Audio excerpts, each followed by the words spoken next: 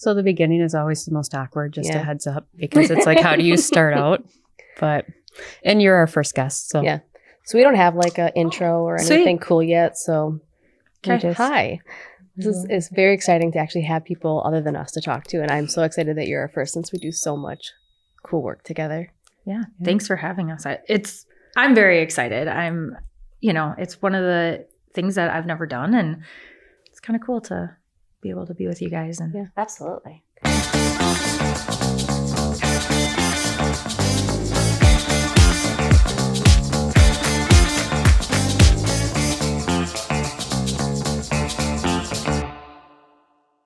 So I guess we should introduce them. True. Right? We have Jamie and Dana from Lakeland, which is a managed care organization, MCO in our world. I guess you guys want to start with what is a managed care organization for those that are not familiar with this world at all? Go for it. So a managed care organization is one of the long-term care options in the state of Wisconsin that is Medicaid funded. It's overseen by the Department of Health Services through the family care program. So in order to be eligible for any long-term care program, the individual's first stop would be the Aging and Disability Resource Center in their county that they reside.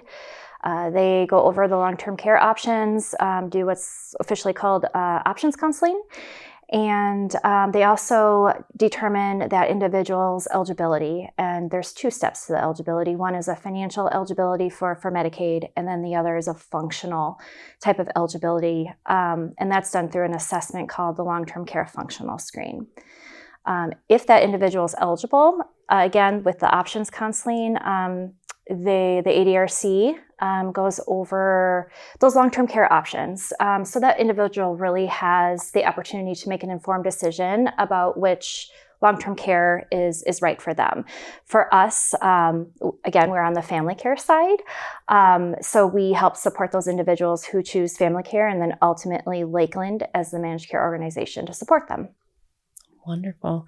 And I think there's often a misconception of, if I want to do self-direction, I have to go in IRIS. And that's not true. That is not true. No. Family care has self-direction. It does. Which is amazing. So like I had mentioned off camera, I have a personal tie to this world. I wasn't provided any additional education from pretty much any avenue until I'd gotten to my chosen MCO. What does that look like for you guys? Like, how do your new members hear about self-direction first? That's a great question. I think, when it all starts with the ADRC, we really hope that they're having those conversations and starting there. So then when they choose their MCO, they have initial meetings with their care team and they receive handbooks, and within the handbook they should have self-direction identified in there. All of the MCOs would have that. And then meeting with the care team should really be having those conversations and talking about their different options, assessing their care needs and determining what services and supports they need and how are we going to meet that need. The great thing about family care is that we have the option of using agencies, contracted providers, but they can also choose to self-direct those services and supports as long as they are within the home and community-based waiver services through the family care program. So it really should start with that conversation just with the ADRC and the care teams and just kind of that natural conversation.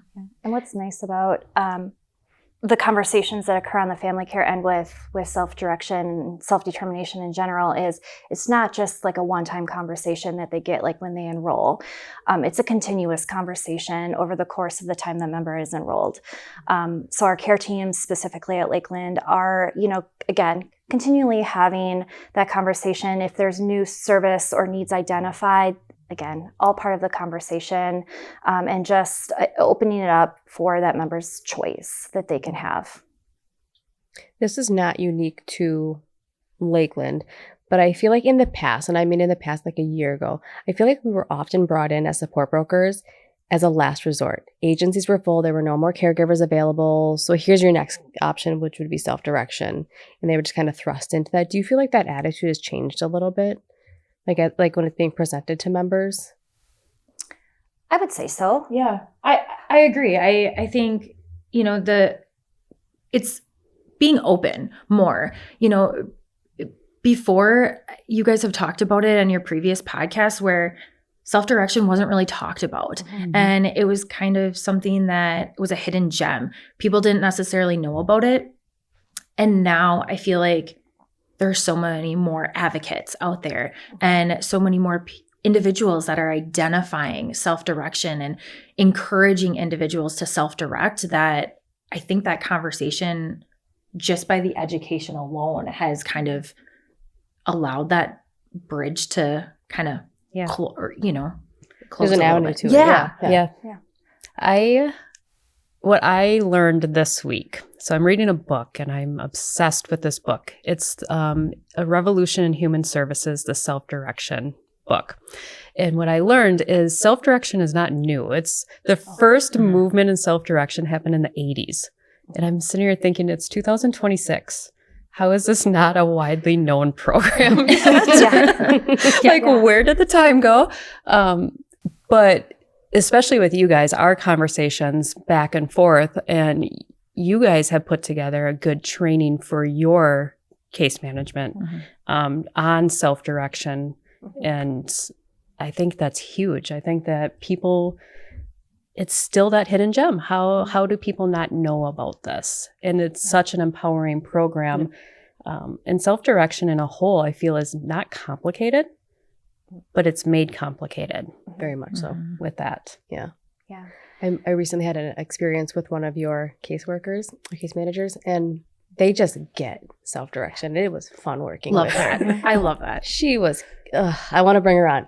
Because she was just because she was just the powerfulness between the advocacy of this is, you're supposed to be managing your own caregivers and you can do it. And it's really with support, everyone can do it. With support, I do realize some people need more support than others, but she was great. She was very fun to work with. She just really got it and was really trying to drive it home, that very empowering, you can do it. You can manage your own caregivers. You can hire who you want.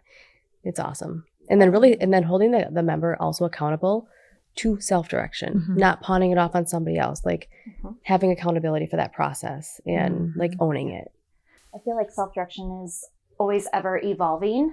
And so, for us to, with Lakeland, we have our own community supports team. And, Dana and I are part of the self-directed support team. And so, even for us for our care managers, when we see those light bulb moments come on where they get it, that, like you said, the empowerment,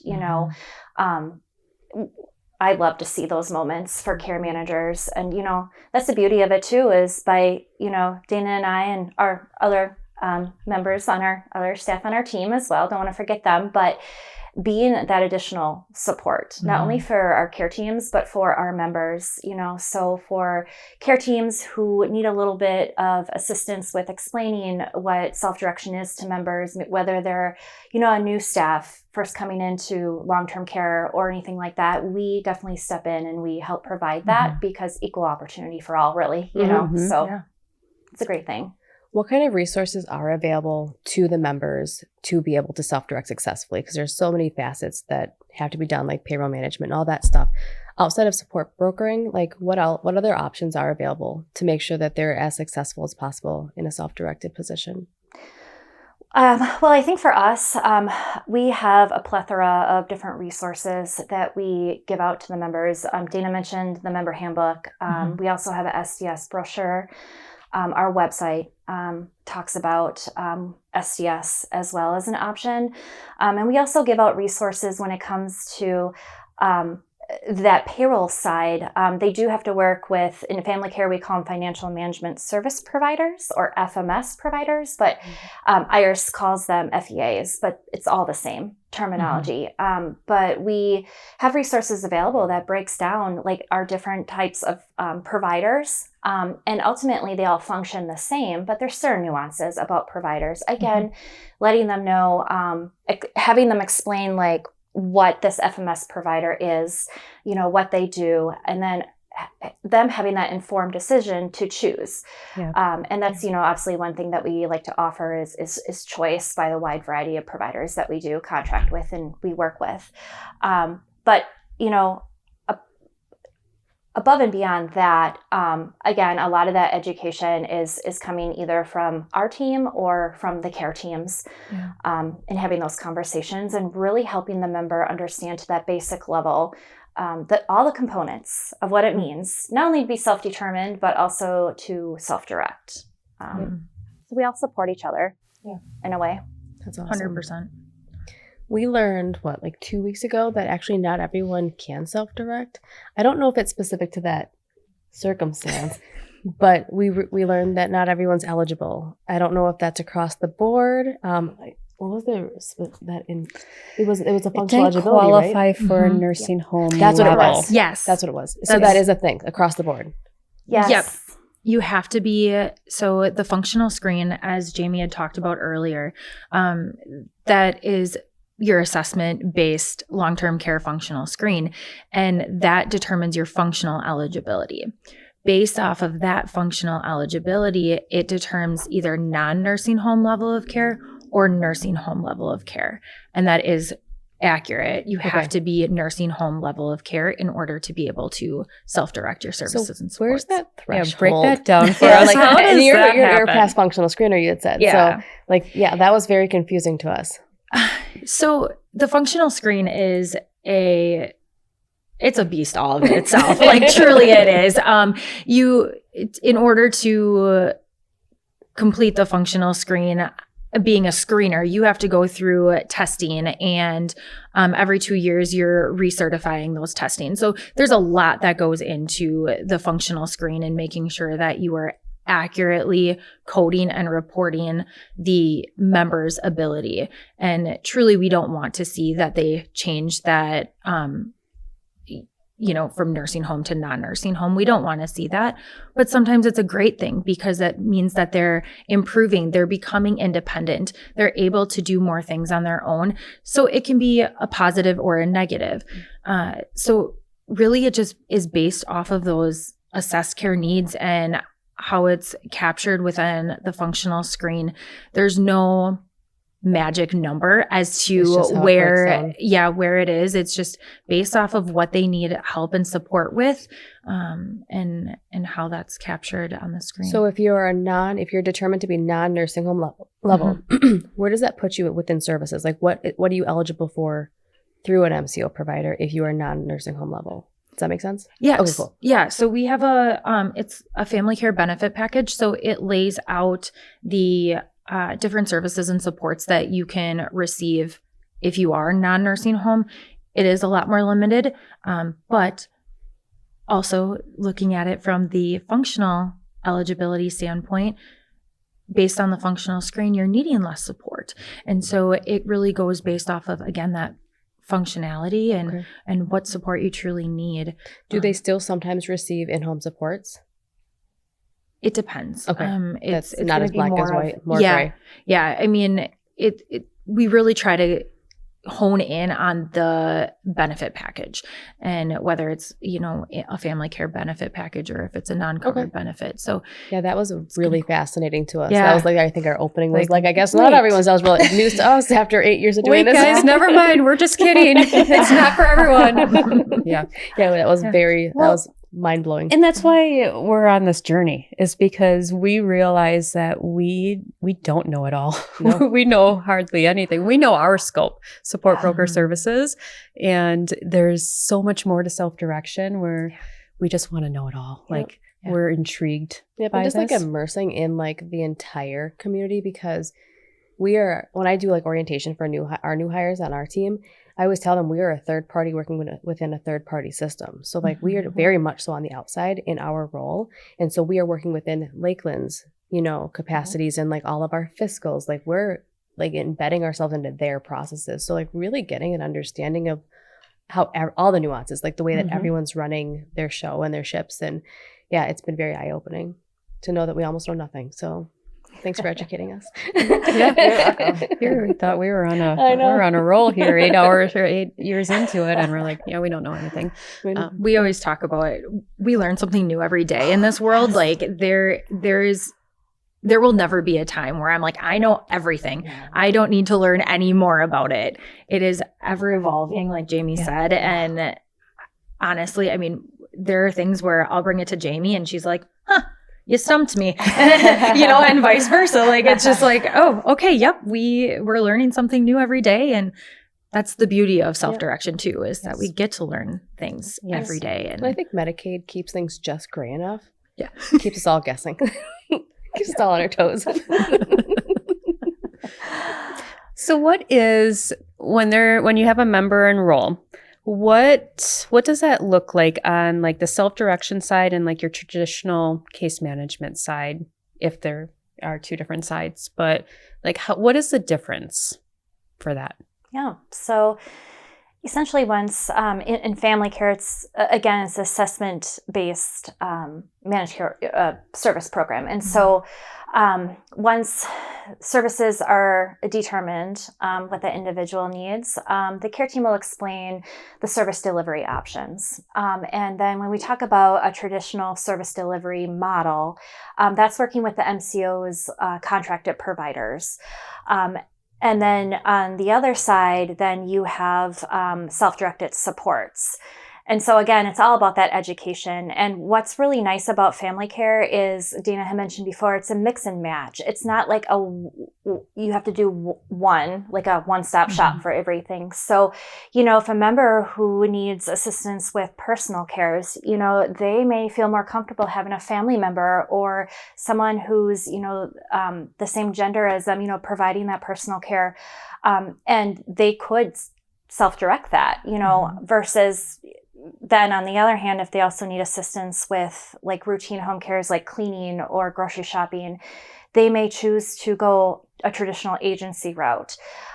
So that is all up to the member and the member's preferred way to receive their services. But what's truly different about when we talk about a traditional service model is it is provided by that agency.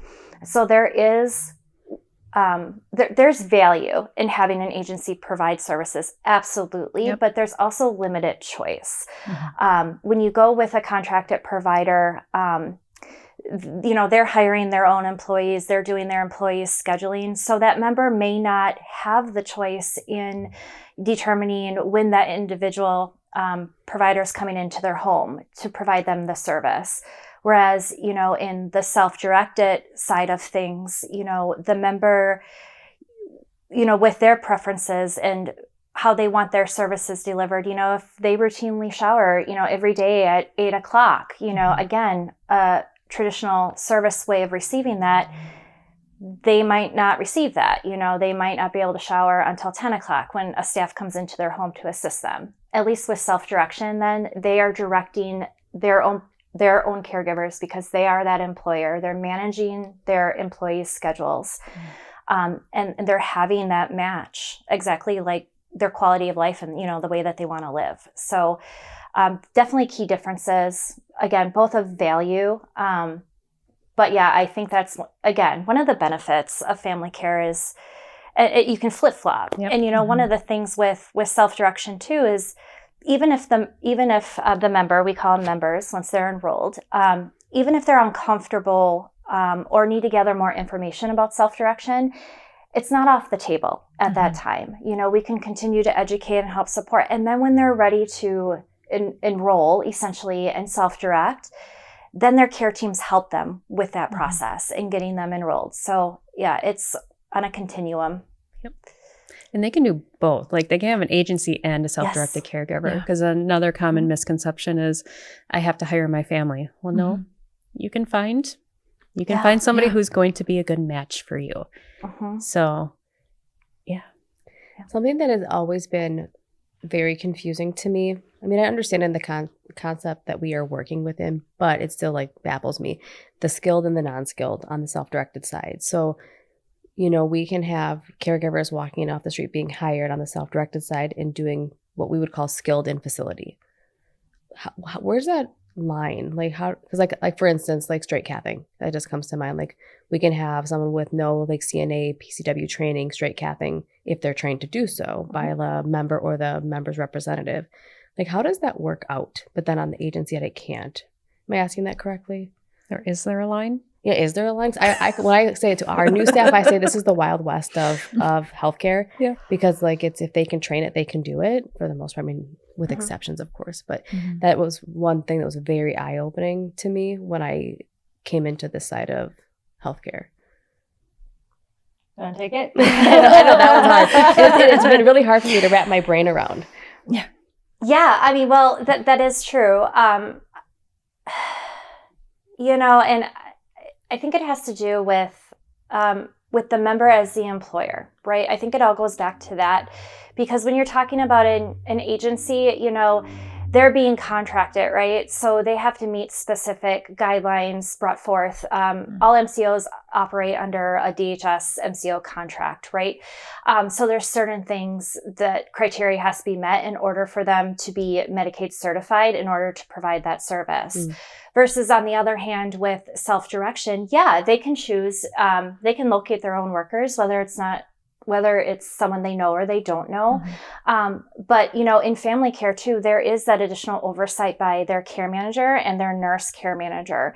And so they really help, again, monitor that to make sure that the member understands what their needs are and who they're receiving that from. And that, you know, ultimately it is the member that's responsible for training their caregivers if they self-direct on that.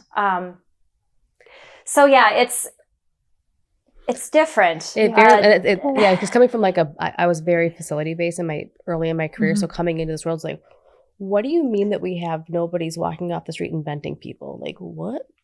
Well, it was imagine. like, wow. On an agency side, is more liability risk versus, I mean, if they are the legal employer, right, the liability falls on them, right, right, as the employer. And I think too, I mean, the care teams, they talk about the risks, right? They talk about the risks associated. So they make sure that the member is making an informed choice. And it always goes back to choice. It does. And, you know, our members have the right and the choice to make risky decisions. And, you know, so as long as the care team is involved in those conversations and they're talking about risk mitigation and really working towards how to meet that member's needs based on how the member would like to, again, it just goes to that conversation and being open and honest and how can we meet those needs and what does that look like for you? When we get the referrals for like CNA level, LPN level, RN level recruiting that we're sometimes asked to do, is that because that conversation has already been had with the member and it's been determined as a team that they're most comfortable having someone with skill come in to do those cares? Okay. Absolutely. Yeah. Correct. Yeah. You see that a lot with our members who require high level, you know, medical support to where they would need that level.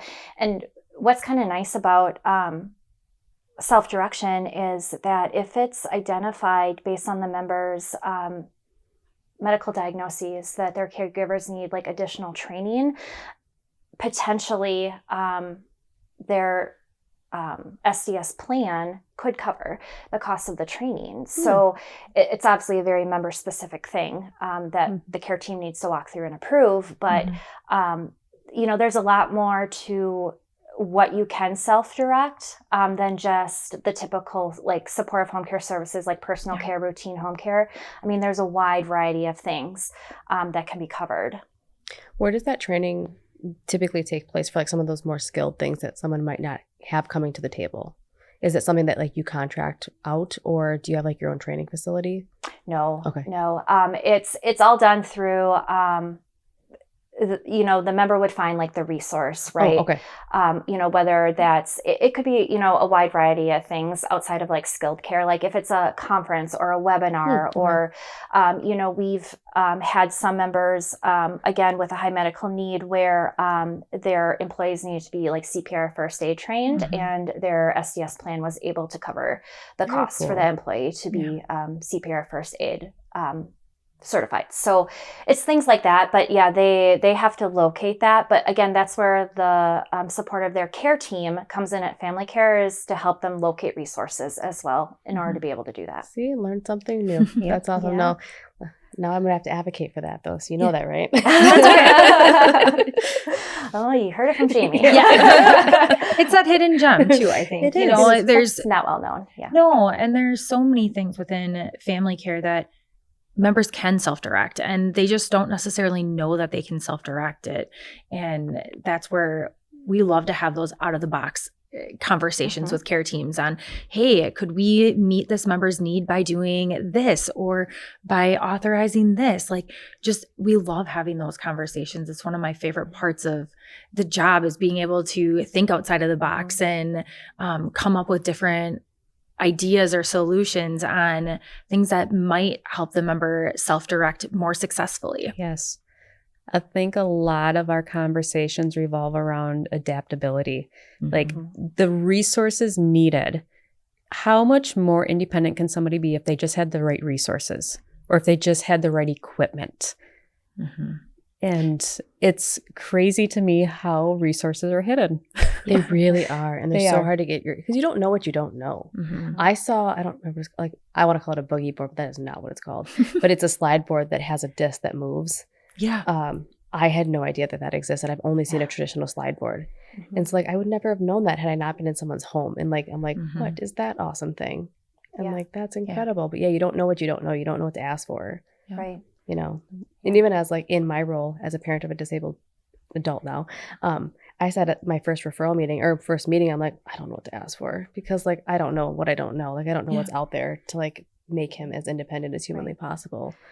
And I think, that's definitely hard when, for a parent or whoever that's navigating that situation outside of a long-term care. But, for anyone where they have a child or a loved one in a long-term care program, just going back, whether they're in IRIS or with an MCO and family care, using them as that support as to all those different types of things that are available. Every MCO is different, but, I know at Lakeland, our community supports team is more than just SDS. We have a supported living specialist that does everything, assistive technology, independent living. We have an employment specialist as well that, helps our care teams with employment resources for members. So, MCOs are a wide vast of information too. For doing that. I know we come across a lot of times in SDS where there's a big technology factor, with payroll and using apps or using the computer and stuff like that. And, granted, some people are just like me, not that tech savvy, and we don't want that to be a barrier for them to self-direct. So even for us, we partner with our supported living specialist, as she's the guru of everything assistive tech, to say, hey, is there anything assistive tech out there that can help this member self-direct because of that? And so, yeah, we do what we can for sure. Yeah, we talk about that a lot because, obviously with the payroll oversight that we assist with, if you don't have access to even a printer, it becomes very difficult because there's a lot of those out there that you just need a printer or a fax machine or a scanner to get these to where they need to go. And it's just that simple, but also the biggest barrier to being long-term successful. I think the biggest thing too is, as a parent with a child with disabilities, you don't know what to ask, right? That was one of the things you said. You don't know what to ask, but it's identifying the barriers. What are the challenges that you have? And then that's where your care team can come to our team and say, hey, these are the identified barriers and the identified struggles that this individual is having. What is out there that can help and support? Is there an assistive technology out there? Is there a different DME or DMS that can help with the transferring, like you said, with that extra part of the slide board? How is it that you would know that information without ever seeing it? So it's really just being that open and honest person with your care team to make sure that they can help with identifying what you're needing or what your, child is needing. Because they're not mind readers, right? So at the end of the day, they don't know what they don't know either. Yep. So we don't know what to ask, but they don't know what to, offer either. In our experience, what we have found, especially with like our elderly population, is they're not going to sit in front of anyone and admit they can't do something. Exactly. Yep. And so they hide everything. I'm like, Yep. I tell one of our members, I'm like, this is not your time to shine.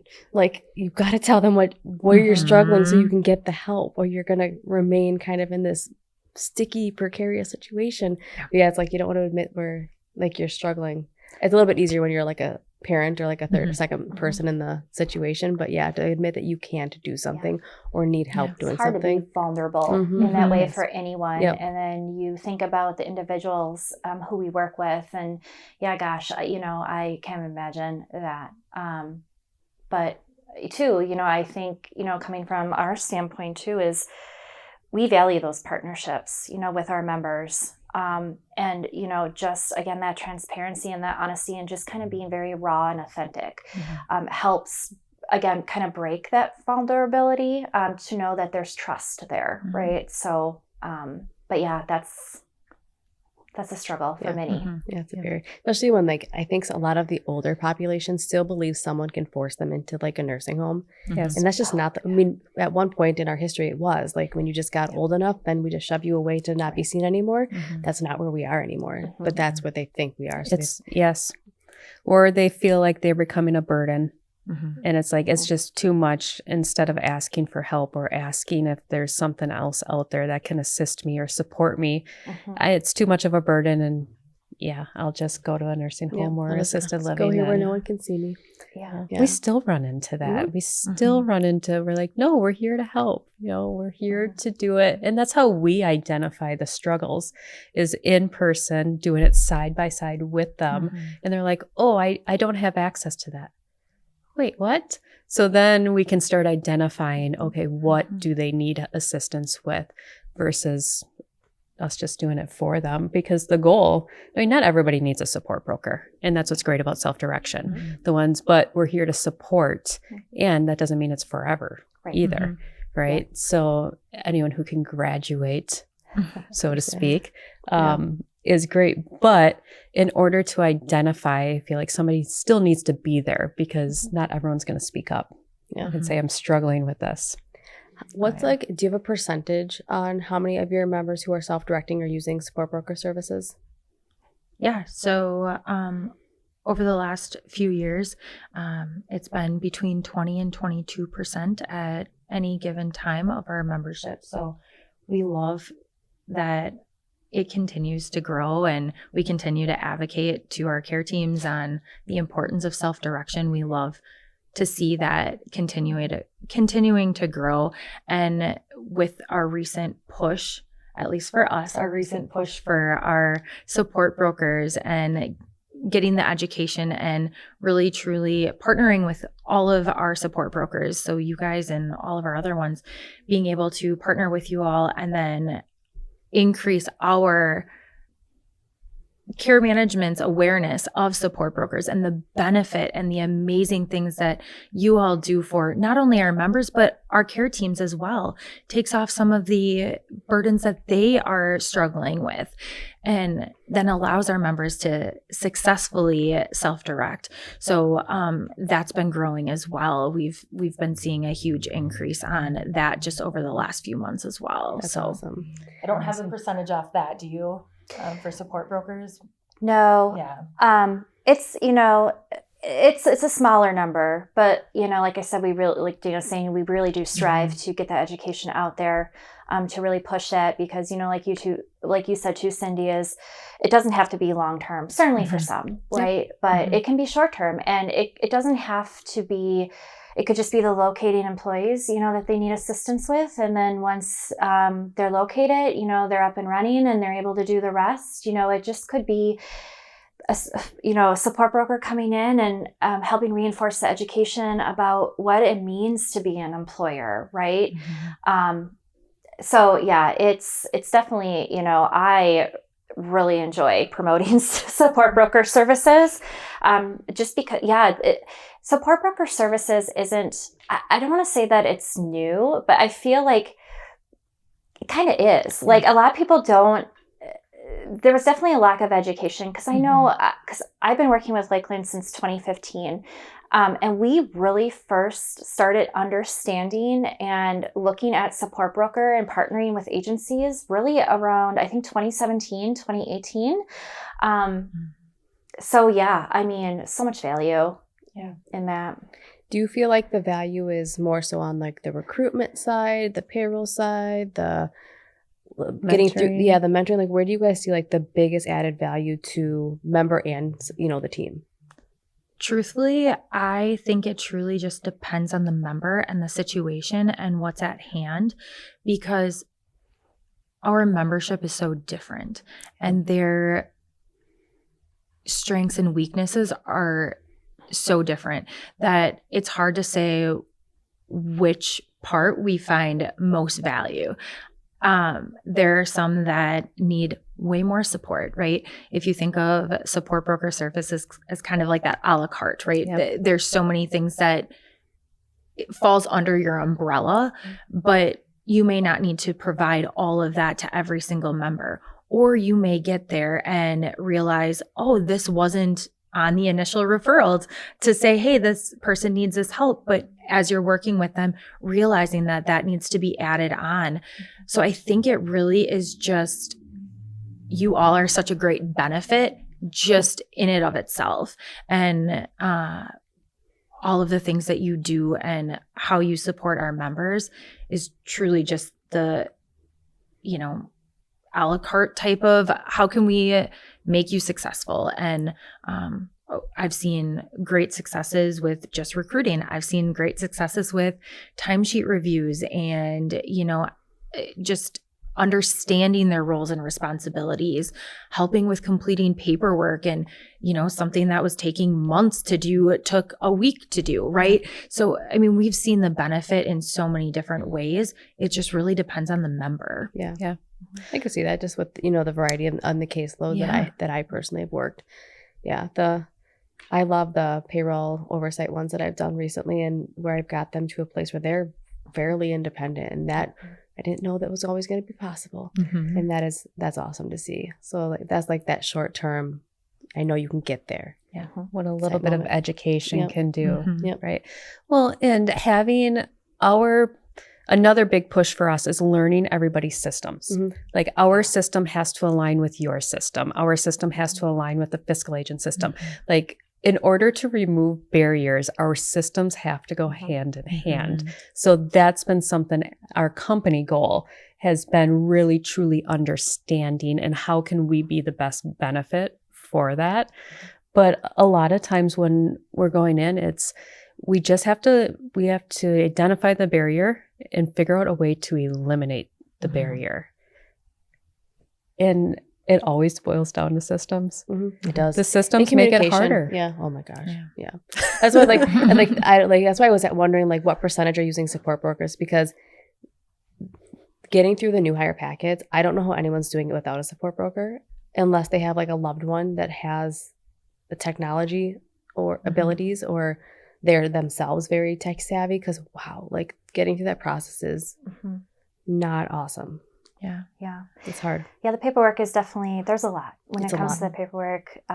Again, just because there's that legality with, the member becoming the employer, right? So, but I think, we do really emphasize for our FMS providers to do in-person enrollments with members. There's that value about sitting down face-to-face with somebody and going over the paperwork and explaining this is what this means, versus a typical if they're sending it out electronically or via mail. But yeah, the paperwork, we do often have to, support our members, with getting through the paperwork. And that's definitely something that, at least our team in conversation with our providers have been really discussing about, is this truly, because there's some pieces of paperwork, that can't go away again because they're mandated, they're required. But, looking at everything else, like, is there a way that we can simplify this, or is there a way that we can scale back to really make it only like the needed necessity? And then also really kind of incorporating that plain language, like into that conversation as well, is definitely is what is needed. Very much so. What the Medicaid agreement went from a front and back to a 8-page document now. 16, isn't it? Maybe I Is thought it? 12. Maybe. Maybe. I know it's a lot. It's a a lot lot. more than 2. And so I'm like, I used to know exactly which ones to like really like hammer on, and now I'm like, just read the entire document.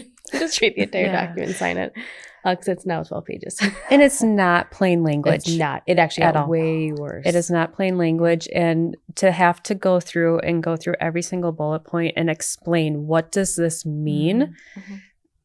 If we were not in the field, it would be, you might as well be speaking a foreign language. So anyone coming in, especially on the caregiver side or the support side, they're looking at you like, what does that mean? Right? Simplify it of, don't lie on your time card. Don't be here when you say you're going to be here. Do the work that you say that you're doing and that you're authorized to do. You should be okay. But if you read the document, it doesn't say that in plain language. So having somebody not explain it, I can definitely see they wouldn't understand it. Yeah. Not throwing any fiscals under the bus at all, but like, are you seeing that they are doing in-person enrollments? That's awesome. Awesome. Yeah. I think anything in self-direction or anything in human services, it's human. It should be in person. Mhm. Everything should be in person versus nowadays everything's so virtual and AI and all that fun stuff where it's like, it's human. We can't take the human out of human services. No, I've only sat in on one fiscal enrollment, and that was so much easier than doing it electronically, because it's not hard. I think their enrollment packet's only like 4 or 5 pages, but it's understanding what you're signing up for. Like the one member we were just discussing, she didn't even know she had an EIN number. Like she didn't know she was the legal employer, and she'd been doing this for a minute. Yeah. And I was like, oh gosh, okay. Yeah. Let's start over. Because I mean, you're working with either developmental disabilities, intellectual disabilities, that kind of things. Yeah, sometimes that really doesn't land. So it would just really, really hits a lot harder when you're sitting in front of someone going through it until they understand it. It's really easy just to sign. And then you can like preset your signature and just do this. You don't even know what you're signing. Yeah. I did, and there's one fiscal. They came to the home. We did the member enrollment and the new hire packets all in one. Done. I'm like, this is the easiest process I've ever been through. Yeah. In a perfect world, It is. that would be the process. Yes. You know, knowing that, of course, there's some members who prefer not to have that in person. Yep. So, and that's part of their choice as Yep, well. exactly. So, Choice. but yeah, definitely doing in person, especially and there's a reason why we call it an interdisciplinary team on IDT, right? Because it's holistically not only the member, but it's the care team, it's the support broker if you guys are involved, it's the fiscal, and everyone coming to the table and seeing it really full circle, because otherwise you do see it in really segment it, you know, from you hear from the fiscal side, and then you're hearing things from a support broker side, but then also from the care management side. But when you all come together and you sit down and you're having this conversation, it's so much easier to understand like how all these individuals and pieces like come together. Yes. Helps bridge the gap It for does. sure. Yeah, and what everyone's roles, responsibilities are within that. Yeah, that's been a lot of fun too. We've had a couple really good conversations with some fiscals, and it's just so nice to like the collaboration. Yeah. To really understand like how can we best help you, because like as a third party, if we're not helping, we're only making things harder. Like, like how can I simplify things? Otherwise, I'm not doing my job correctly. Yeah, if I'm just adding more work, or if I'm just one more person you have to manage, why? How do we fit into your system and make it easier? We always tell them, utilize us. Like if you're missing a signature, we'll go get it. It'll be done in a day. Like get it over to us. Let's keep this ball moving. And we're just a puzzle piece in this world. Trying to keep everyone staffed. Well, and going back to risk. So when they do the background check, again, another misconception where I hear a lot of is I can't hire this person because they have a criminal history. Well, unless it falls under the DHS or the abuse, neglect, misappropriation, and the state says, no, you can't work in this field, they can sign a waiver, correct? Or a risk the process work. The the fiscal runs the background. Mhm. That comes back. It usually goes back to the care team. Mhm. And then it goes to the member. Correct. And then what happens from there? So the care team reviews the background check with the member, and they help offer the explanation of, what the background check has listed on it. Mm-hmm. So, and there's a wide variety of offenses that can occur on it, but they're helping the member understand what that specific offense was and how that may present a risk. And not every single conviction that someone may have on their background check is a risk to the member. It's again, very member specific. But the care team walks them through that background check, again, so the member can make that informed decision of if they want to hire that individual. However, on the family care side, there is also a level of oversight that we need to provide, because if there is, if those offenses, if the member wishes to hire and those convictions that were on the background check are substantially related to the care that they are going to receive. Yes, in family care, we do have risk acknowledgments that are completed by the care team and reviewed by the member. The member is still making that decision. It's kind of like that dignity of risk, right? But we do provide that education to the member. And we also offer them strategies and ways that they can help limit the amount of risk, right? So like if someone has like a history of maybe like drug charges, if the member takes psychotropics or narcotics, it's talking, in that specific situation, locking away those medications, not having that person have access to those medications. So again, very specific to the charge and the member, but that is the process. Okay. There is also, just outside of the abuse, misappropriation, things like that would land on the DHS side of that. We also do have the OIG and DHS reports, or DOJ reports, where there are exclusionary offenses that also would fall on that as well.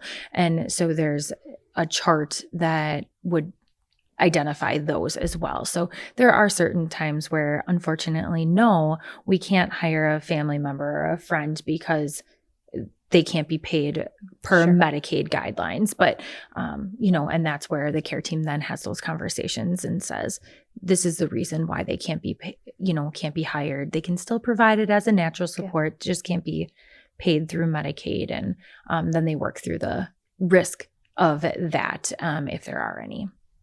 Okay. Yeah, there's times where the caregiver will disclose things to us. And we at that point, it's a fact. So we go back to the member and say, this is what they disclosed. This is what is on the background. Do you still want to go through with the paperwork? Some of them is, yep, let's see what comes back. And others are like, nope, don't even want to touch that. Yeah. So, yeah. And that's why, the paperwork and the interviews are so important, and making sure that our members are able to make that informed choice and not just have all of these surprises. That's why we have the processes that we do, and why the background check needs to be completed before a employee starts, because there can be surprises, unfortunately. And that is something that we really, really hit hard on. Yes. Is not, because we've had a history of members trying to start people and pay them cash or not pay them at all before the backgrounds. I'm like, oh, don't do that. Yeah, don't do that. You just never know what's going to come back. That's an own level of risk too, for that member to do that, from a Department of Labor perspective as well. So people are people at the end of the day. So it's, you just never know. Yeah. That's one change that I was happy to see, because I remember way back when we started, there were people starting prior and then they were backdating, and I'm like, and then all of a sudden, oh, nope, they can't. And now you just worked 2 weeks and you can't get paid. So across the board now, you have to have an okay to work. Yes. You have to. Don't start before then. And we provide that education to the member and the worker. Don't do it. You're at risk. Yes. And we also touch on and you're not covered by work comp. There's no workers' compensation before you start. So if you get hurt lifting someone or on the Hoyer lift, or you trip over something, you stab yourself, you get a needle stick, there's no coverage for you. And usually that's the one that they're like, oh yeah, you're right. I'm not going to do that. I'm like, thank you. Liabilities. Yes. Yeah. It's the caregiver more than the member. The Yes. member's like, come okay. on board. The You'll be caregiver's fine. like, nope. Yeah. No. But they have to understand their risks Yep. too. It's not just the member, it's also the employees. Yes. And they have risks if they start before Iris or the MCO says, yep, you're actually good to go, and things like that, because they need that. They need to follow the process. And it was a great change, honestly. Yeah, I like it. I like it. It made it a lot more black and white. Just don't do it, period. Mhm. No one can Yes. approve it. It just can't happen. Mhm. I like that. Yeah. Yeah, the other weird kind of things that come up that are like liability stuff. We have a lot of caregivers that want to bring their kids to work because it's in someone's home. So we get that a lot. What are some other weird ones that have come up? It's like, can't make this stuff up. Sleeping over at people's homes. That's come up on Moving several in. occasions. Like, just come on in. I guess you'd live here now. And sleeping on their couches. Like, it was the weirdest of things. Yeah. I feel like there's a lot of times we're providing more education to the support teams and the caregivers with the members than the members themselves because, just because it's more personable, I feel like people feel more comfortable just doing random things than in a facility. You would never get away with, ever. We really have to start writing them down and write a book. I know. Like, You just can't make it up. you have Yeah. to. I think the sleeping on the couch and the bringing the kids to work has been a couple of the weirder ones. Like, don't do that. Yeah. But again, it goes back to choice. Like, but is it their choice? But also, don't do that. Well, and I think too, like when you self-direct, you form very close relationships, with your caregivers, your employees at that time, which again is a beauty of self-directing, right? Going with employee retention and, all of that. But I mean, you're right? You still have to remember that at the end of the day, it's great to have relationships with your caregivers, but at the end of the day, there is that employer-employee hat. And you don't really, that's a fine line. Yep. The boundaries. Boundaries. Setting those boundaries. Yep. It's huge. And Yep. it's so blurred sometimes. It does get blurred, Mhm. especially when you're in home. It's so much easier when you're in facility. You have a lot of oversight and you're not in anyone's specific home. But being at home with no traditional oversight, it does get blurry for them. And all of a sudden they're exchanging money and they're picking somebody up for work. That was the other one. Our member was picking up her caregiver for work. Oh, Who's caring for who here? Yeah. What? Yeah, it's like that gets blurry. That also you're giving gas money so that you have, so you have care. And like, it can get really blurry out there. But those are the things that we really try to provide as much education. I'm sure your teams do as well. Just don't do that. Yeah. Don't get taken advantage of. It's so likely to happen. If you have your guards down even a little bit. What are some criterias that a member might find themselves into, like to no longer be eligible for self-direction? Oh, goodness. That's been a tricky one. We've had a couple hard ones. Yeah. Or is there a criteria, I guess? Is it a thing? I don't necessarily know if there is criteria because, for us, we want people to be successful with self-direction. At the end of the day, things do happen during the course of the time they're self-directing, but, that's why, we work through that A to Z and we figure out why did this happen, right? What was that root cause and what can we do? Is there anything that we can do moving forward to prevent that from happening again or supporting the member in a different way, right? So I wouldn't say that they're not necessarily ineligible, but, we do know that it's known that fraud, waste, and abuse is very common in self-direction. And so dependent on that, that could be a situation where, we've gone through that A to Z list. And at that point, the MCO may determine to limit or even terminate services. May I have your attention, please? Oh. We are now under a tornado watch. Oh no, my kids are not going to be okay with this. I have 3 autistic kids. Oh, no. It doesn't even look like that out Shoot, there. and I just Is this just like We a... are now under a tornado watch. We go from 3 feet of snow to ice Tornado storms watch. to flooding to tornado watches. Got all in a week. Wisconsin. Yeah, It's the Midwest living. Welcome to Wisconsin, everybody. So you'll have to get rid of all that All my mouthing moment. That could be the intro to the podcast. Yes, it'll be the intro. Yeah, exactly. The blooper. I love it. Oh my goodness. So waste, fraud, misappropriation, that is one like thing that could It happen. could, yeah. That could prevent Like I someone said, from, the MCO could determine to limit or terminate, but generally, again, we work through that. And even like limitation, I mean, that can sound scary, but it's could be simple things like, maybe this caregiver just doesn't provide us one of the services that were of concern, or, so again, it's very member specific. Yeah. But yeah, we always do what we can to get any member to self-direct and be successful with it. But yeah, there can be those barriers or those needed things that we need to identify and look at. I think there's, members that we've identified as, we're on that A to Z, right? And we're trying to put in all of the supports.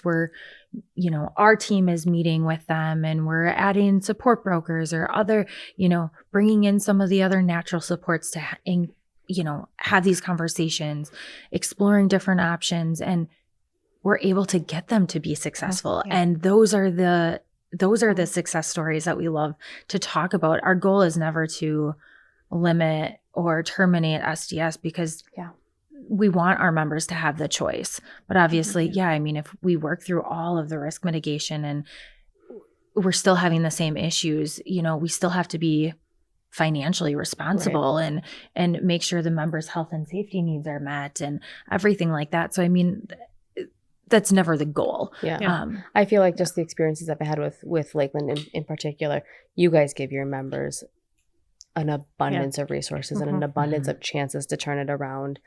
And I think, you guys see things in a much bigger umbrella. We have like probably less than 1% of who you have self-directing right now, but you have lots of different circumstances you can pull from. But from what I've seen, a lot of the fraudish type stuff is kind of unintentional. It's like just a lack of education, like utilization.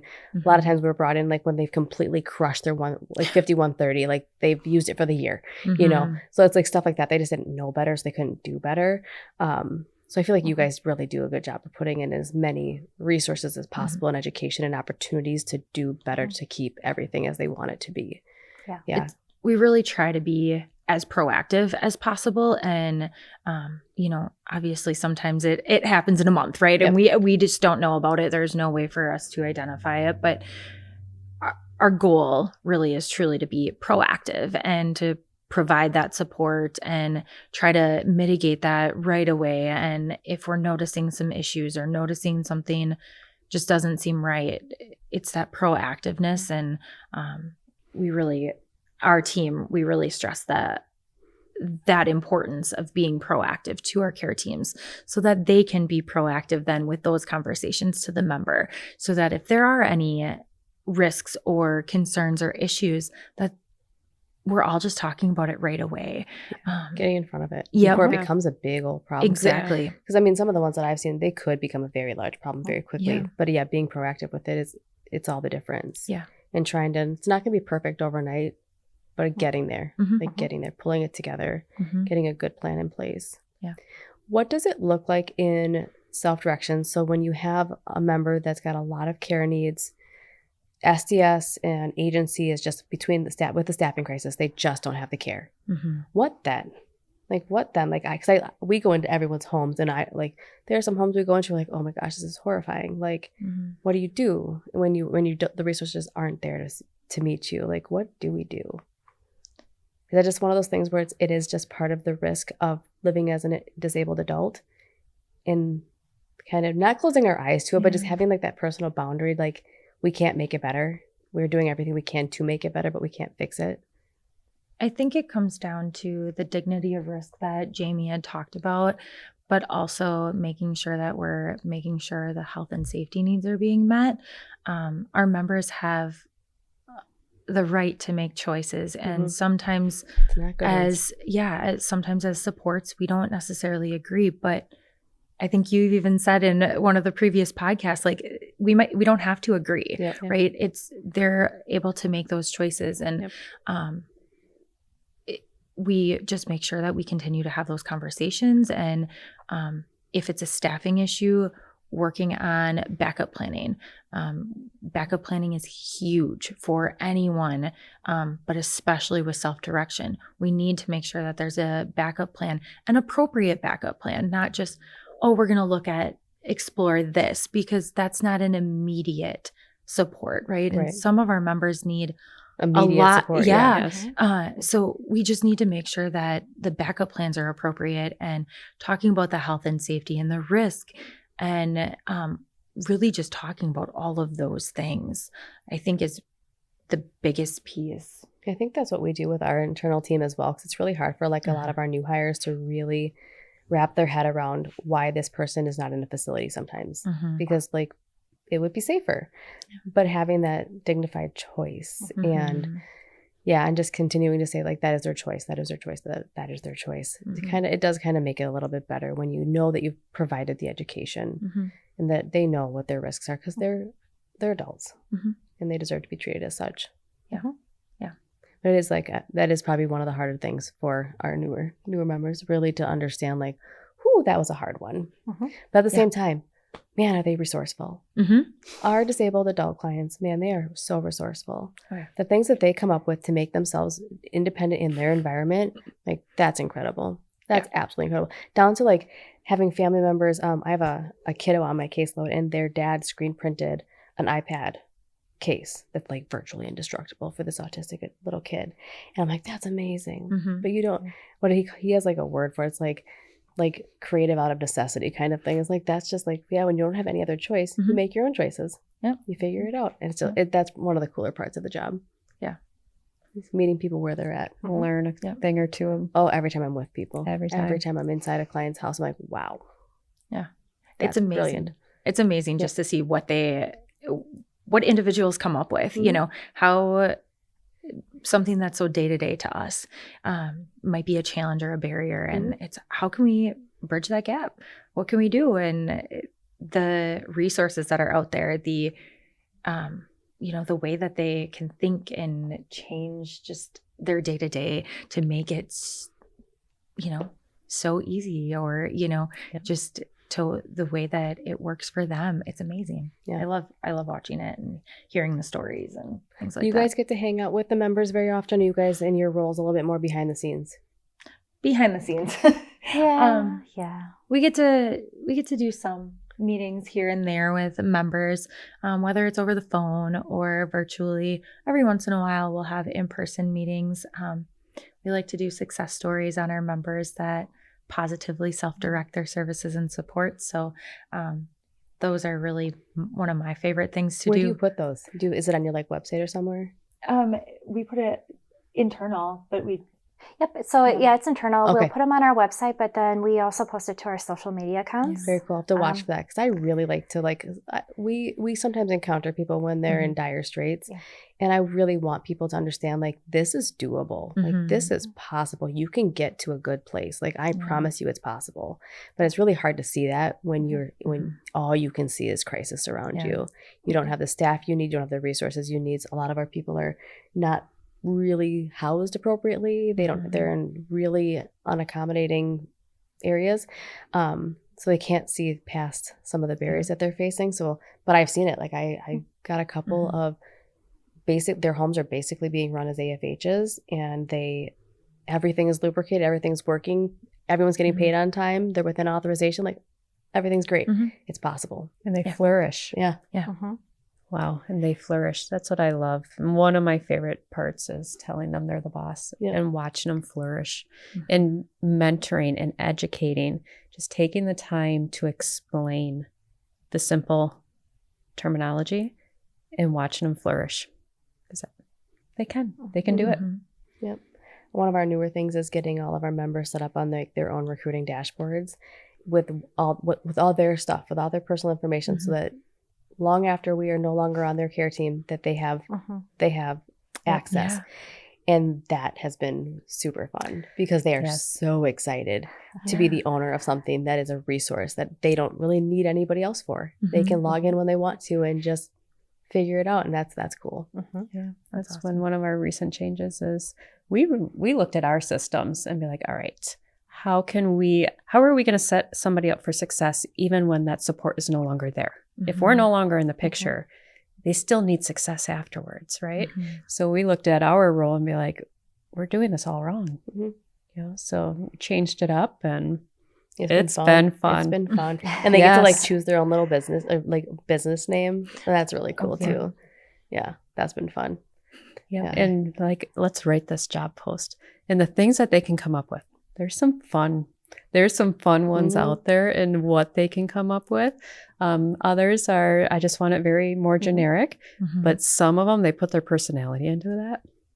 Yeah. It shines. Mhm. Just watching them shine. And how can you not work for that person when you see something like Exactly. that? You know, like One of my absolutely. members, we could never post this job, but he called himself a crippled supervillain. And in his job description. And we can't I'm like, write I'm that. like, I am certainly not posting that anywhere, but you, by all means. But his Oh, I love personality that. was bursting off the pages. Mhm. 11 applicants overnight. yeah. Because he's real. People Because want he's real. real. Yeah. Yes. Well, if you look at the job boards, and we often do, I look at the job boards all the time. How do we stand out? How do we get creative enough to open it up, but generic enough for what it is? Mhm. The ones that pull at heartstrings, the ones that find purpose are the ones that do the best.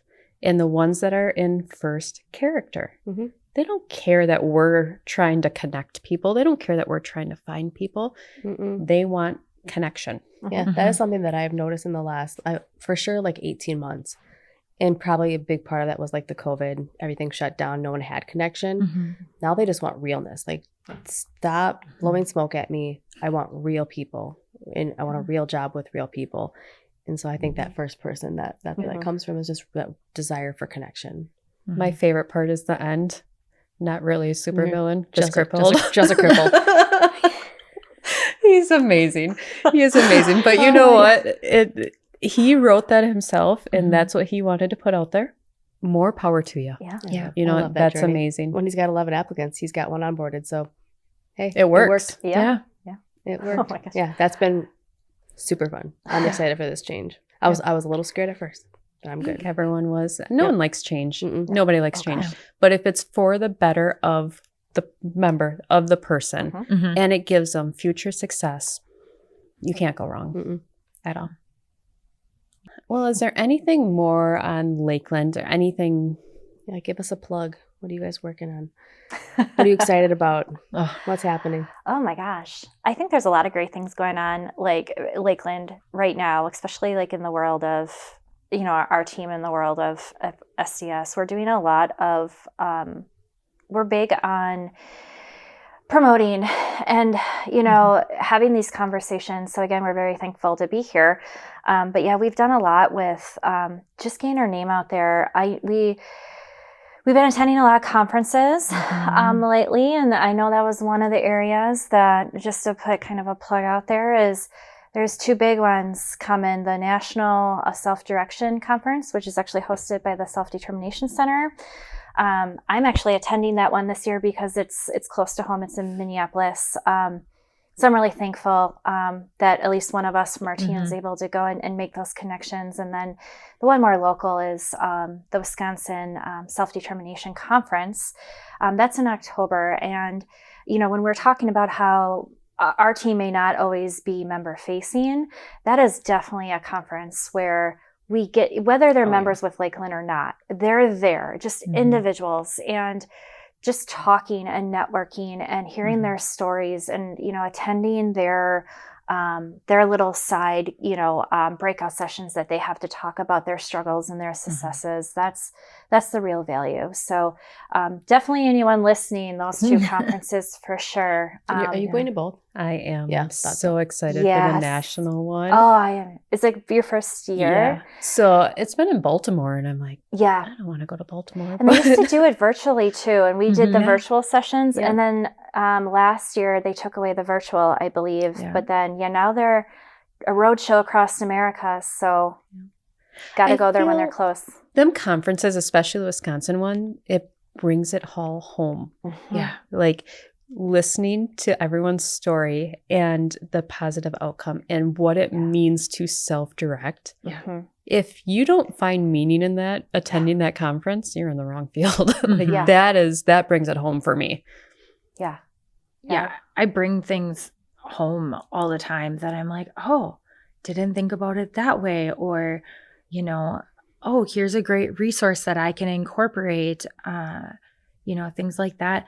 One of my first ones that I had attended, there was a session about plain language.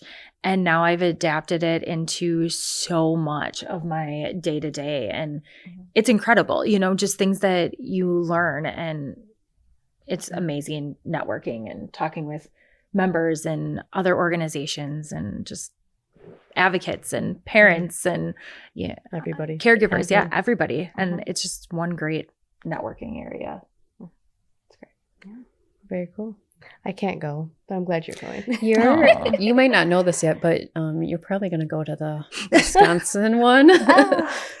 We might need you at one of them. Oh, very cool. So, Put me in, coach. yep, you got it. You're up. Batter up. I like talking. I go talk to some people. Yeah. Well, thank you guys so much. This was fun. Yeah. Yeah. Thank you. I'm Thank you excited. again. more. I survived my first podcast. It wasn't that bad, And right? you forget everything after a You while. really so do. like- Once you get talking, you just kind of you forget it. yeah, you could do it for like 2 hours and just be like, oh, we're I- still here. I think we said before, between me and Dana, we could talk all day about Mhm. self-determination and self-directed supports just because it's so close to our hearts too. So Yeah. Yeah. And then being able to, we obviously didn't want to go super in, to what we do, but it's like, it just in general, like it's one of my favorite things to do is talk about self-direction and training our new staff and getting them to understand it and seeing those light bulb moments is just amazing. Yeah. It's not just the members seeing their light bulb moments is fantastic too, but seeing our IDTs light bulb moments and hearing you talk about one of our care managers just having that light, I'm like, it's amazing. I love that. And I just hope that it was somebody that we worked with that, understands it and truly understands it because they connected with our team. Yeah, it's not Yeah. everyone. I don't know that anyone comes to the table with bad intention. I know they don't. Yeah. No. But like I often am the one educating on self-direction. Yeah. Yep. It's not the case managers. And I'm like, when I listen to her talk, I'm like, I don't even have to say anything. This is just great. I get to be a bystander in this one. This is fabulous. Because she gets it. Like she was getting it. So if you need another team member, I'll shoot you an email. Don't take the ones from us that know self-direction. Like, keep those here. You need somebody on our side too that can promote the self-direction and things like that, because that's one of the biggest things that we see. Yeah, and I know it's frustrating. I can only imagine on like the case management side how it could be frustrating because you have to put out so many fires. Like I totally get it. But then to still have that passion for it, like that says something because I know it makes more work. It goes I know to the next step. Yeah. A lot of times you'll see like which fiscal are they going with? Well, I typically go with this. Which one do they want to go with? Yeah. Going back to Right. that and just some little simple education moments. And thank you for preserving choice. Like you said Yes. several times, Mhm. that's not the masses right now. Mhm. There's not a lot of companies that are preserving the choice. They're taking choice away left and right, and it's happening really rapidly, and it's startling. Mhm. So that to hear you say that you guys are preserving choice and you have a good portfolio of choice, that means a lot. Yes. that's the core of what we do. Yeah. Very central, So, It's the core of the program. Yeah. It's supposed to be choice. Right. Yeah. Yeah. Without it, there's not much of a program. You guys could just hire and say, this is who you're going to get, and this is your fiscal, and good luck. Mhm. That's not what it's about. Yeah. No. Awesome. I learned something. I did. More You guys are welcome back anytime. anytime. Oh, Anytime. yay. Just let us know. Anytime.